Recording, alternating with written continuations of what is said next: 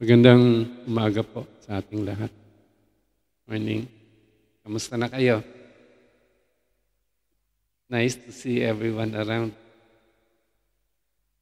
Ang babasahin po natin ngayon yung mga awit 46. Papayagan niyo akong basahin ang mga awit na ito.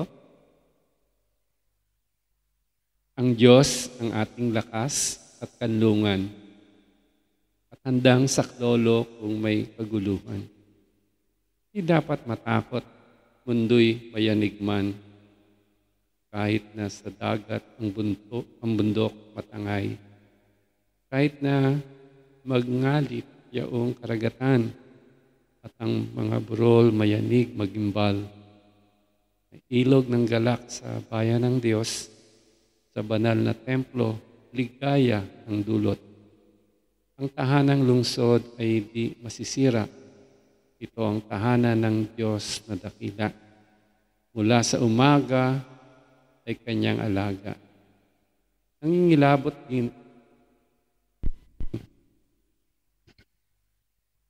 sa tinig ng Diyos, lupa'y napaparam. Nasa atin ang Diyos na makapangyarihan, ang Diyos ni Jacob na ating kanlungan. Ano man ang kanyang ginawa sa lupa, sapat ng pagmasdan at ika'y hahanga. Maging pagbabaka ay napatitigil. Sibat at palasoy madaling sirain. Paluting sanggalang ang kanyang ay kayang tupukin. Sinasabi niya, ihinto ang labanan o ang Diyos. Dapat niyong malaman, kataas-taasan sa lahat ng bansa, sa buong sanlibutan, pinakadakila. Nasa atin ang Diyos na makapangyarihan. Panalangin tayo. Dakilang Diyos, kami po ay taos sa aming puso sa pasasalamat sa iyo sapagkat mabuti kang Diyos. Ikaw ang aming kanlungan. Kayo po, O Diyos, ang mangangalaga sa bawat isa sa aming naririto. At kayo ang pag-asa ng aming buhay. Pagpalain mo kami sa pakikinig ng iyong salita. Nawa ang mga salitang ito ay tumimo sa aming mga puso at maging pang-araw-araw naming pag-asa. Taglay hanggang makita namin na sa aming buhay ang pagpapala, ang kabutihan mo, ang sumusunod. Salamat po, Panginoon, sa pangalan ni Jesus. Amen. Yung binasa kong talata, awit 46, ang sumulat nito, yung Sons of Korah. No?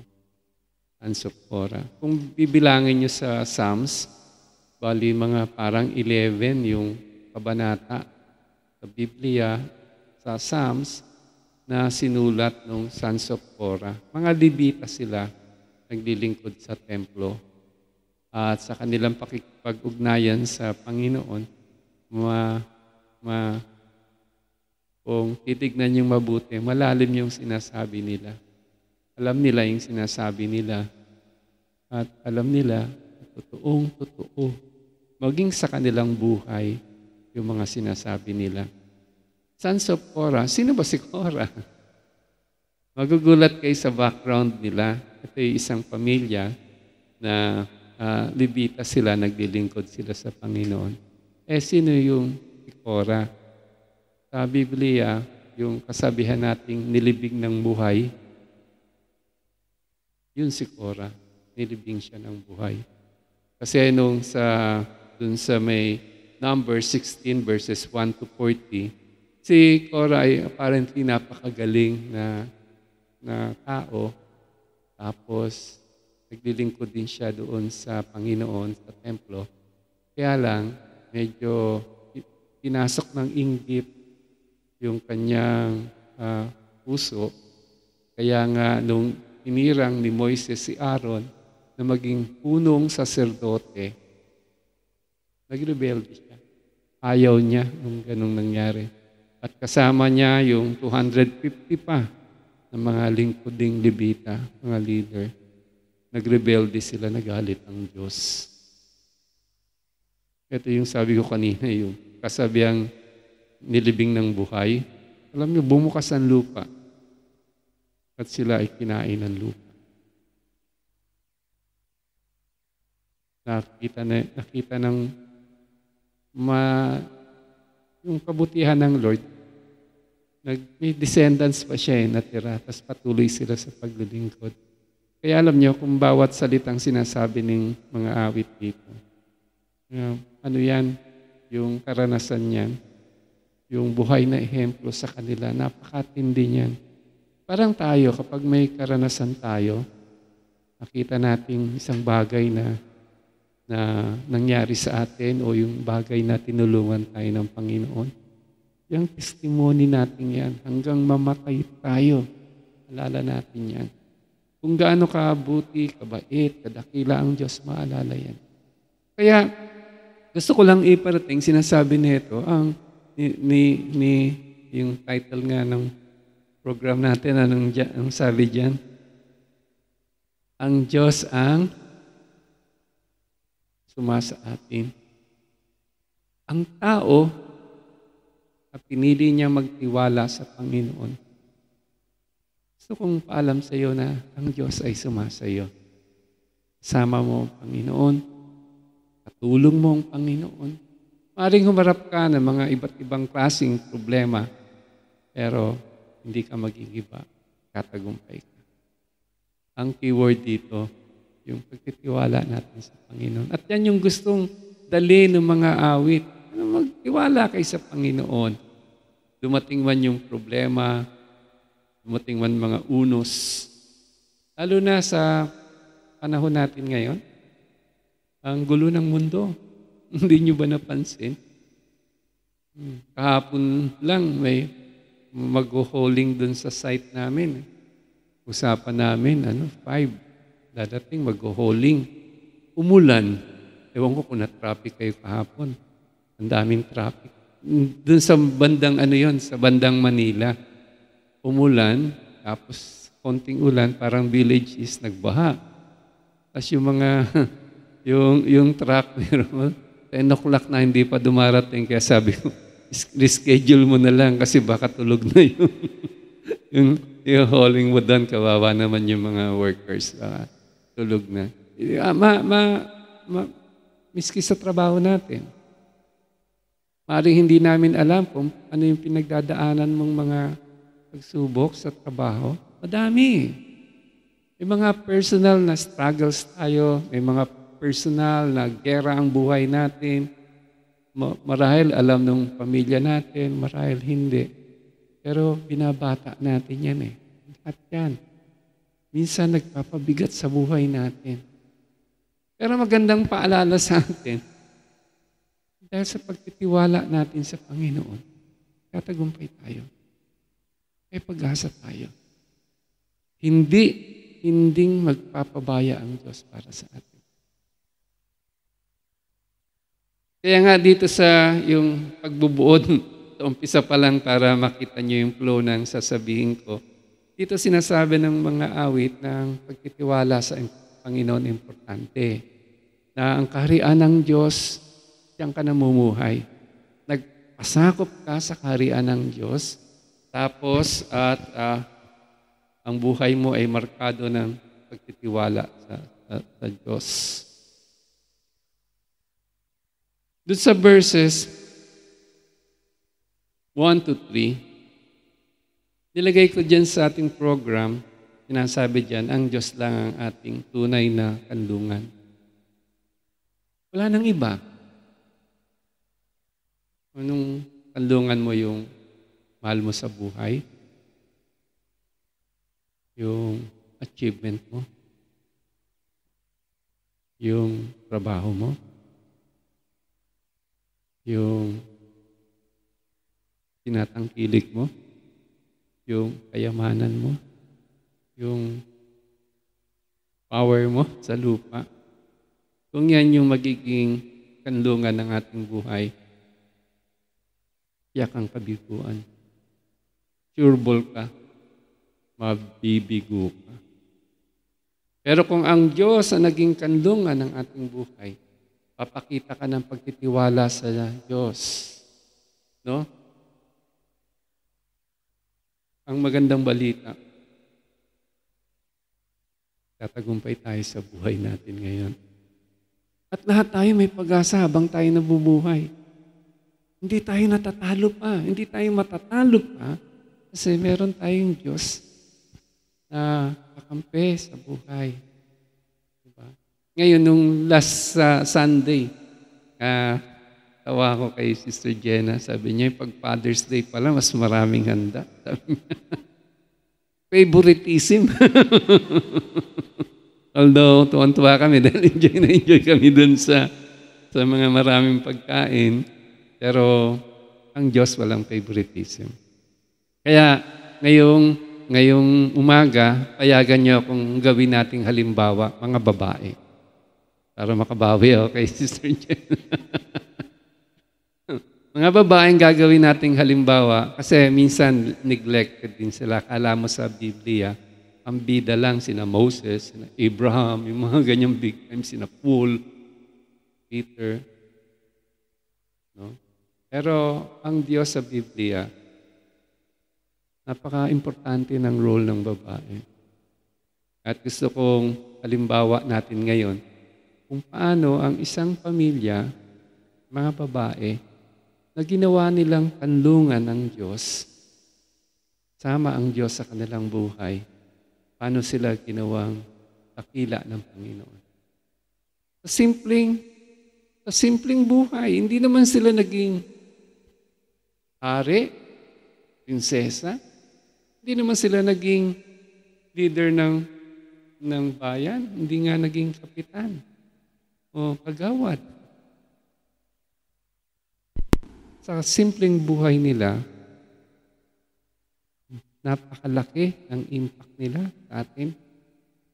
Ang sasabihin kong mga babae, kung kilala nyo o hindi pa, papakilala ko sa inyo, si Naomi at si Ruth. Narinig nyo na ba sila? Si Ruth, o yan. Familiar tayo kay Ruth kasi siya yung nagsabi kay Naomi sa panahon na baksak na si Naomi, sa panahon na lugmok siya sa hirap ng buhay, sabi niya kay Naomi, sabi ni Ruth. Si Ruth po ay daughter-in-law ni Naomi. Ang nangyari sa kanilang kalungkutan, dahil sa tagutom sa bayan ng Israel, itong pamilya ni Naomi lumipat dun sa Moab kasi may pagkain dun eh. Pagdating dun sa Moab, yung dalawang anak niya nakapag-asawa, yung lalaking anak niya si Malon, na pangasawa niya si Ruth, tapos yung isang lalaking anak niya si Kilion, na pangasawa si Orpah. At yung ang asawa ni Naomi, yung tatlong lalaki ng buhay nila, lahat namatay. Ang lungkot nun. Asawa ni Naomi namatay. Asawa ni Ruth namatay. Pati asawa ni Kilion namatay. At sila patay. Natira na lang yung tatlong babae. Si Naomi, si Ruth at saka si Orpah. Sabi ni Naomi dun sa dalawa niyang manugang, daughter-in-law, sabi niya, babalik na lang ako dun sa bayan namin. Okay lang na dito na kayo kasi dito may pag-asa pa kayo. Ako wala nang pag-asa. Kaya nga, sa sobrang kalungkutan, alam niyo si Naomi, pinabago niya na yung buhay, yung pangalan niya eh. Sabi niya, wag niyo na akong tawaging Naomi. Tawagin na lang akong Mara. Alam niyo yung Naomi, ang ibig sabihin nun sa salitang Hebreo ay pleasant, sweet. Pero dun sa nangyari sa kanila, life has become bitter. Kaya sabi niya, tawagin mo na lang akong Mara. Kasi sa salitang Hebreo, yung Mara, ibig sabihin bitter. Dito nyo ma-imagine kung ano yung tindi ng problemang dumating sa kanila. Ang lupit ng problema. At si Mara, si Naomi, hindi na nakayanan. Gusto niya na maging bitter sa buhay. Noong sabi ni Naomi dun sa kanyang mga daughter-in-law, pwede nyo na akong iwan. Si Ruth, ang sagot ni Ruth ay, your people will be my people. Your God will be my God. Hindi niya niwanan si Naomi, si Oprah, na hindi si Orpah, Oprah. May pangalan kasing popular, Oprah. Pagka baliktaran yung nila yung name nila. Nanatili dun sa Moab. Kaya bumalik na si Naomi at si Ruth sa bayan ng Israel. Ito yung storya nila Bang nagsimula sa parang sobrang salimuot ng buhay. Tanungin mo, may pag-asa pa ba yan?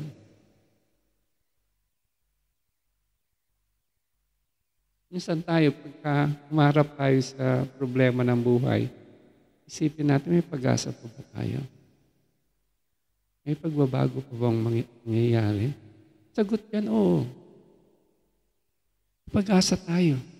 Ang pag-asa natin kailanman, hindi magmamaliw yan dahil may Diyos tayong pinagtitiwalaan sa buhay.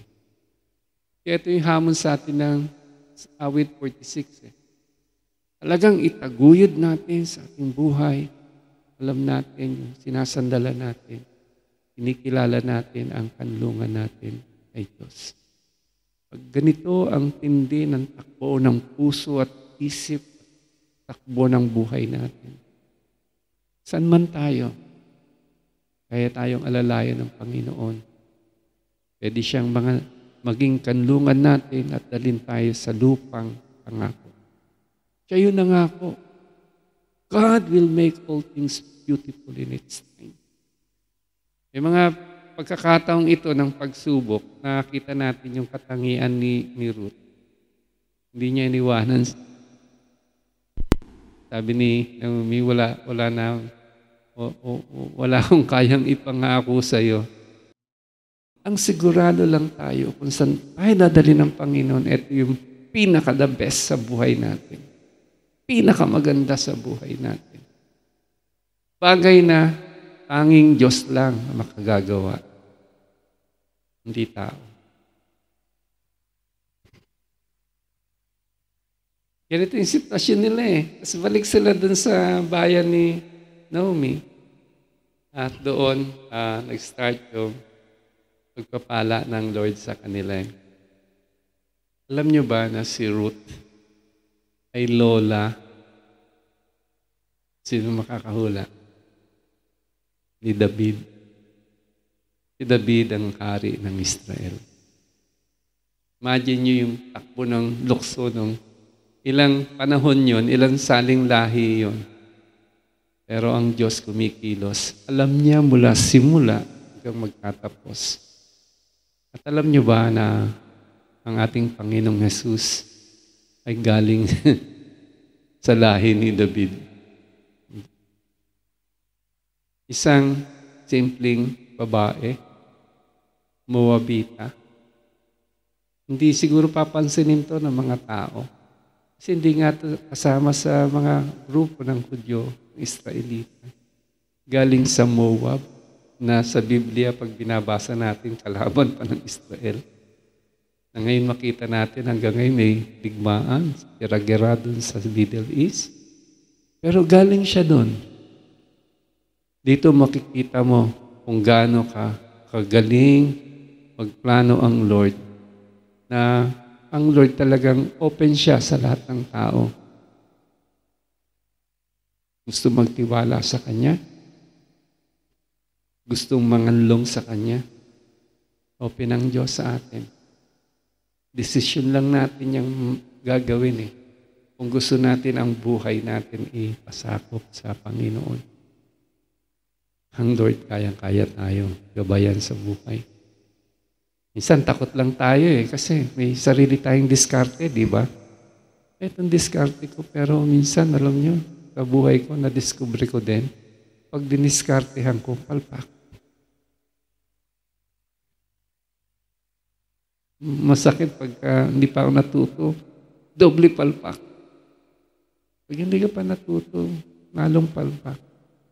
Struggle ka sa buhay.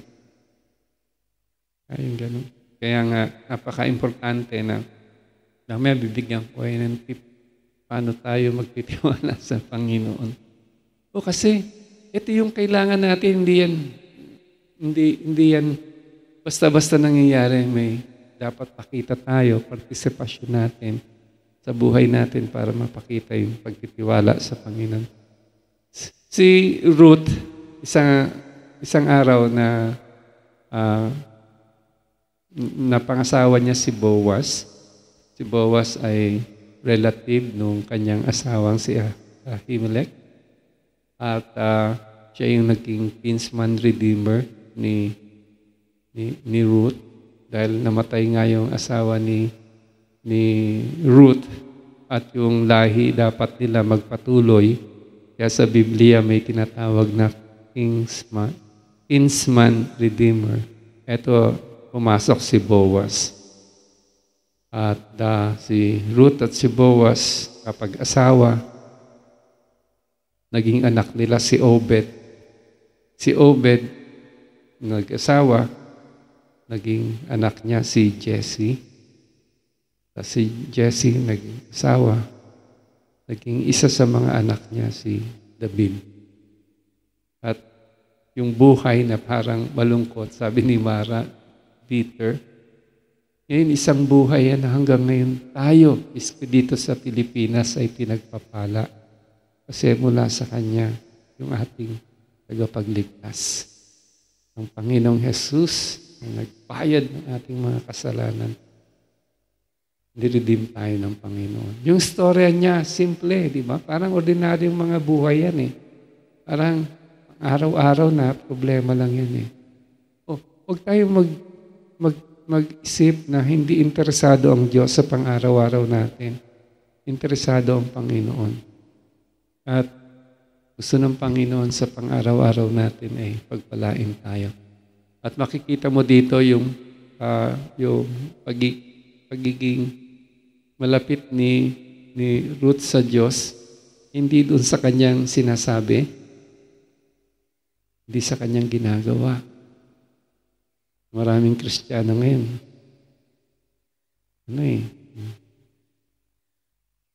Yung tawag doon? Lip service. Kristiyano lang dahil may pangalan na Christian yung church.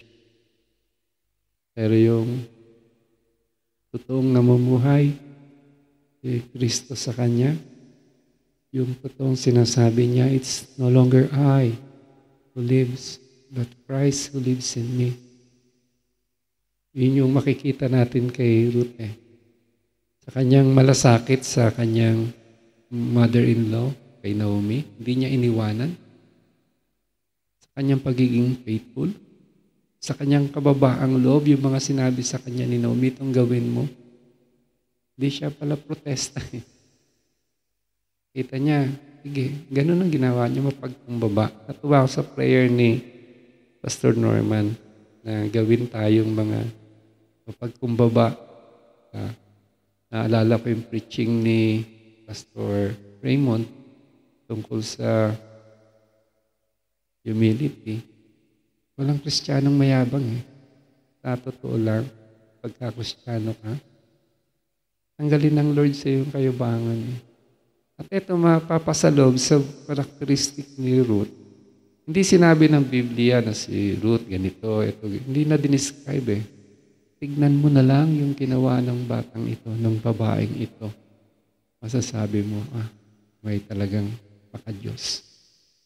Ayun yun. So, ito si Ruth, sinabi niya, kayo Diyos ang aking magiging kalungan. Kaya nga yung pangalawang parte nito, ang presensya ng Diyos ay magdudulot ng tunay na kapayapaan. Kapag ganito yung ginawa natin, sa gitna ng mga ng mga magugulong sitwasyon ng buhay, kung ang Diyos ang kanlungan mo, hindi mo mamanufacture, hindi ikaw yung gagawa ng kapayapaan sa puso mo.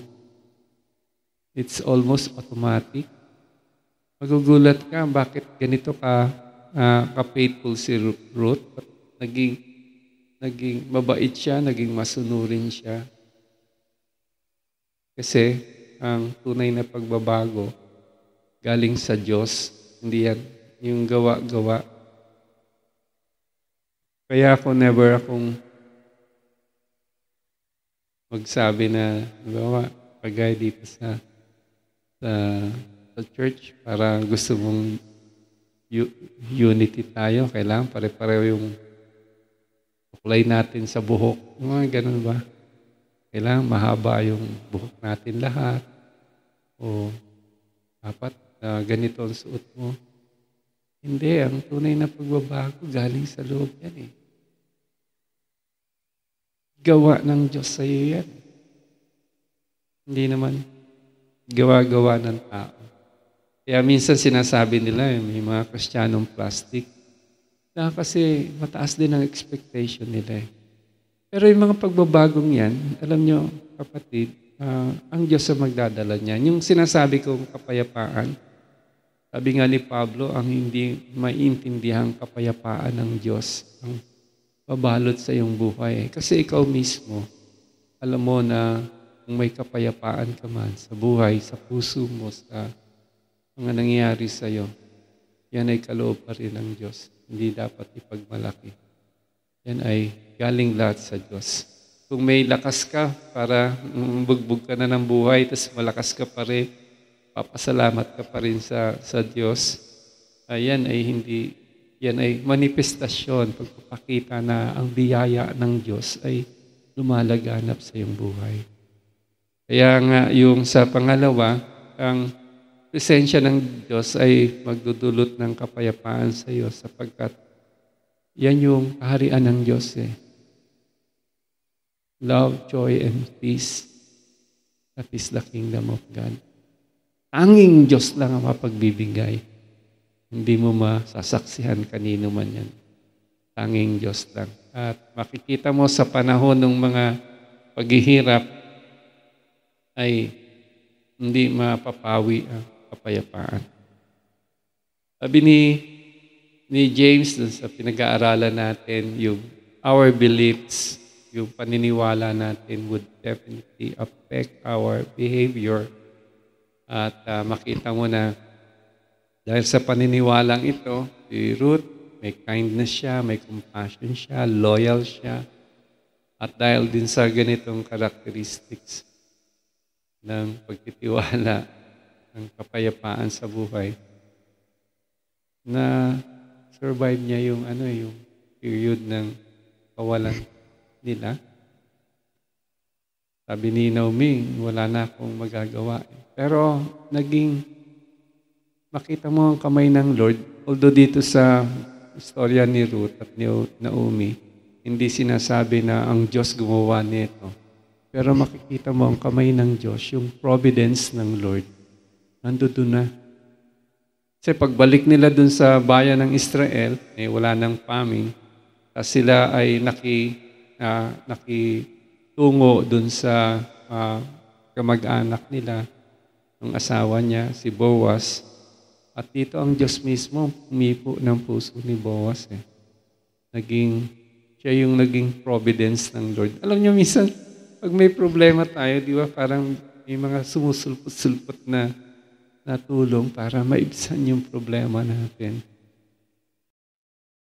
Ang Lord kumikilos sa atin eh. Kasi pagka ginawa natin talaga siya kandungan, binabantayan ng Lord yung buhay natin. Amen. Iniingatan tayo ng Panginoon. Sabi nga ni David, the Lord is my shepherd. Sabi niya, surely, goodness and mercy shall follow me all the days of my life. Amen.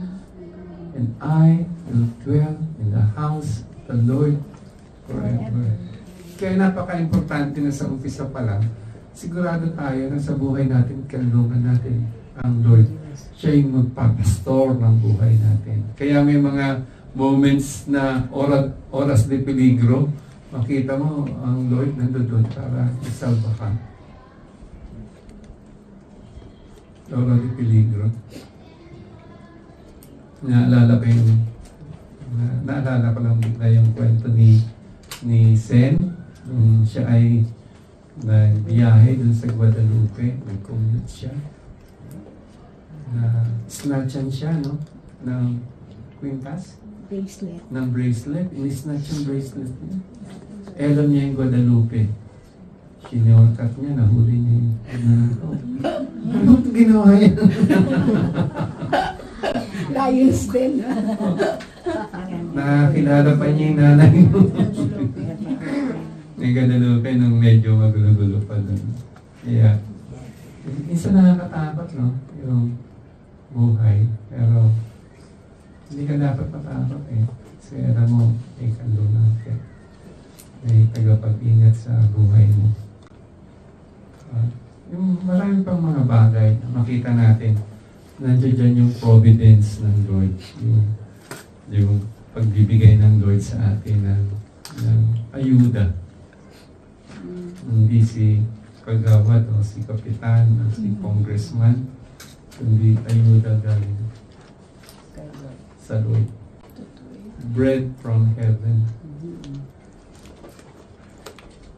Ang pinarubay ng Lord kay Ruth si Boaz. Sinabi ni Boaz dun sa mga workers na bigyan nyo ng pagkakataon maka-glean o makakuha ng mga natitirang mga anihin dito sa fields ko. At inutusan pa niya yung mga workers, huwag niyong ubusin lahat, tiran niyo si Ruth. At pagkatapos doon, sinama pa ni Boaz si Ruth doon sa kainan, may libreng food, may libreng drinks. Hanggang isang araw, si Boaz, kikilala niya yung si Ruth. Umanga siya eh. Grabe yung loyalty ng babae ito. Kita niya yung kagandahan ni Ruth. It's not the outside beauty, but the beauty of the heart that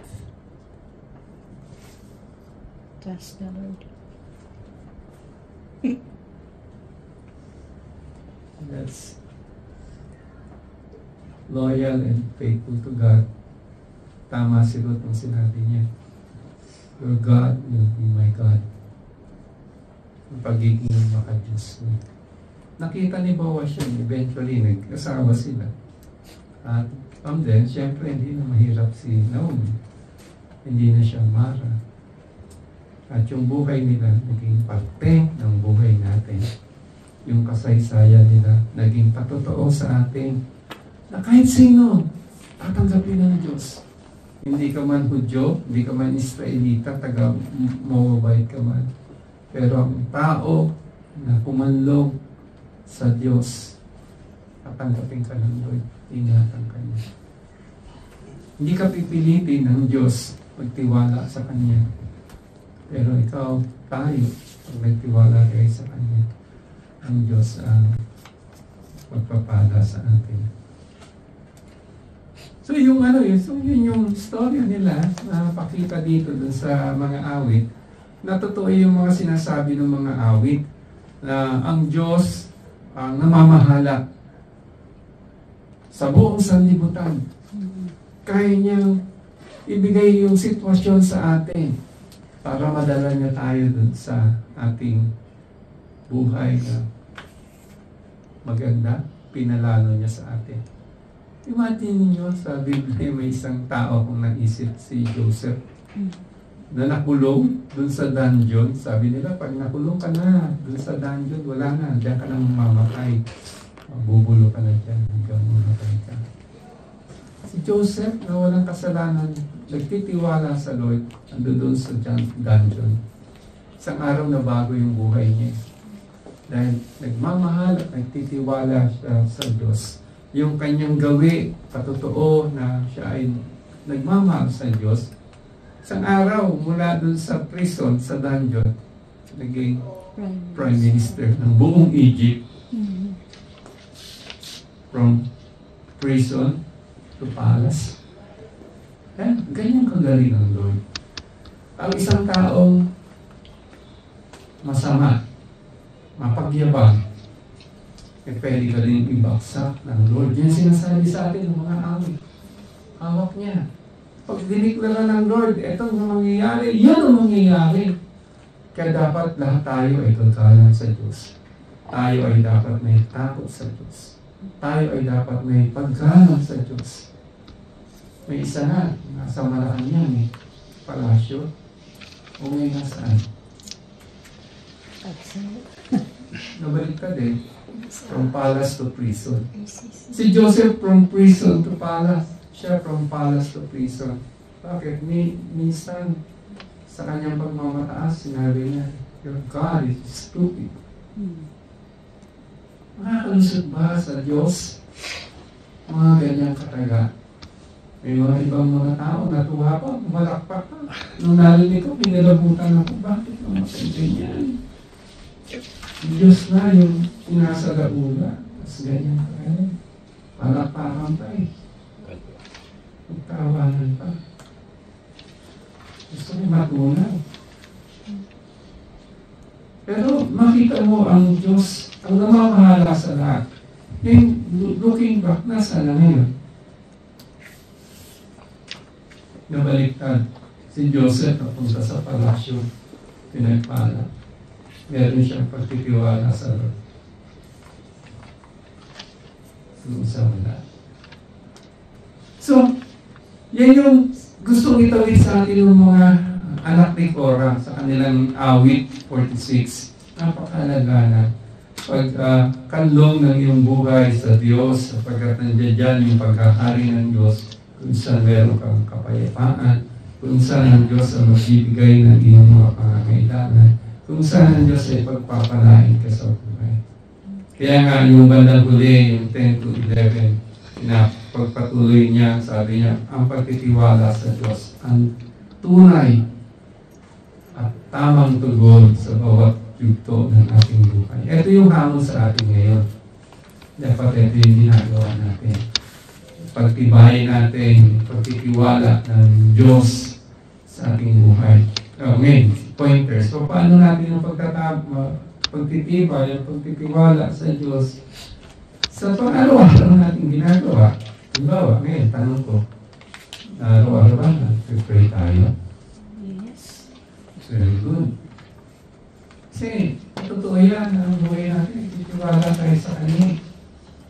Yung prayer ba natin sa Lord, masinsin? Yung minsan, bumabasag ng puso natin. Minsan, nagbubuhos tayo ng mga damdamin sa Lord. Minsan, may mga oras di peligro tayo Diba? Anger ba pinakausap natin sa mga oras di peligro natin? Umiyak ba tayo sa Kanya? Naalala ko yung isang Bible character, si Hannah. Kinakantyawan siya nung isang asawa ng kanyang asawa. Hindi, dalawa sila sa Pinihas. Tapos, iniyak niya to sa Lord, nag-pray siya. Hindi kasi siya magkaanak. Kaya siya kinakantyawan, nag-pray siya. Tumugon ng Lord. Ang sagot ng Lord sa kanya, siya yung nanay ni Samuel. Sino si Samuel sa Biblia? Lahat ng sinabi ni Samuel nagkatotoo. Yung isa may mga problema tayo, pala piniprepare tayo ng Lord sa isang great thing na nangyari sa buhay natin. Hindi natin maintindihan lahat, pero pagkakasama natin ng Lord, sabi ko, sure both tayo. At the end of the day, God will make all things beautiful in its time. Timing lang. Amen. Amen. So, tapos pangalawang pwede natin pakita yung pagpapatiwala natin sa Diyos, yung pagsunod sa Kanyang salita. Diba? Yan yung Lordship ni Christ sa atin. Dapat talagang Hindi lang siya Savior, kundi siya yung Lord. Susumikapan natin na nasusunod natin ang salita ng Diyos. Ibig sabihin, tayo ay nagbabasa ng salita ng Diyos din, di ba? So, tayo ba ay nagbabasa pa rin ng Bible? Nagtitiwala tayo. Dapat maganda yung plano ng Diyos sa atin. Yung best and most in life natin ay ang plano lang ng Lord. Tapos, ang buhay natin ay laging mapagpasalamat sa Diyos. Sabi nga ni Pablo, in everything give thanks, for this is the will of God through Christ Jesus. Kaya dapat nakikita natin yung pagiging soberano ng Lord sa lahat ng buhay natin. Huwag markado lang na ituro ni Pastor Raymond pagre-reklamo yung buhay natin, kundi pagpapasalamat. Tapos makikita rin to, yung dapat meron din tayong panahon na tumulong sa iba. Kagaya niya, no, yung si Ruth, hindi niya inabando yung kanyang nanay, mother-in-law. Dapat may ganito rin tayo makikita sa buhay natin. Hindi lang puro self ang importante. Dapat may mga pagkakataon, maturo tayo maging selfless. Hindi lang sarili natin, nakikita natin. Kita din natin yung iba. Minamahal din natin yung iba. Tapos, pang-amin, pwede natin ipakita yung ating pagtitiwala sa Kanya. Yung pagkilala ng Diyos ay makapangyarihan sa lahat. Siya yung soberano. Siya yung may kakayanan na nag-direct ng pagpapala sa ating buhay. Alam ng Diyos ang ginagawa niya sa ating buhay. Yung ganun, maaaring tayo, hindi natin maintindihan. Give up na tayo sa ating isip, hindi talaga natin maintindihan yung nangyayari sa atin. Pero sa likod nun, nandun pa rin yung pagtitiwala natin sa Diyos. Na sure siya yung may plano sa ating buhay. Amen. And then, finally, yung buhay natin talaga, ialay natin sa Panginoon, sa paglilingkod sa Kanya. Sa pagbubuod, ang awit 46 ay isang paalala ng Diyos sa atin na siya ang mamahala ng lahat ng sitwasyon ng buhay at siya mismo ay handang tumulong sa ating na nagtitiwala sa Kanya. At tayo na nagtitiwala sa Kanya, hindi tayo mapibigo sa buhay natin. Amen. Nawa, ngayong umaga, mapalakas tayo. Hindi ko alam kung ano yung mga pinagdadaanan natin bawat isa sa atin. Pero ngayong umaga, balik sa ating isipan, sa ating conviction, sa ating pananaw, sa ating matinding pagtitiwala na ang Diyos kasama natin sa buhay. Siya ang magpapala sa atin. Dakilang Diyos, kami po ay taos aming puso sa pasasalamat sa iyo. Napakabuti mo kami. Alam namin may magandang plano sa aming buhay. Kaya nga kung may mga kapatid kami sa panahon ngayon na dumadaan sa ibang uri ng kapagsubukan, kami ay kumakalong sa iyo, Panginoon. Tulungan ang bawat isa sa amin. Salamat po. Pagpanalangin ng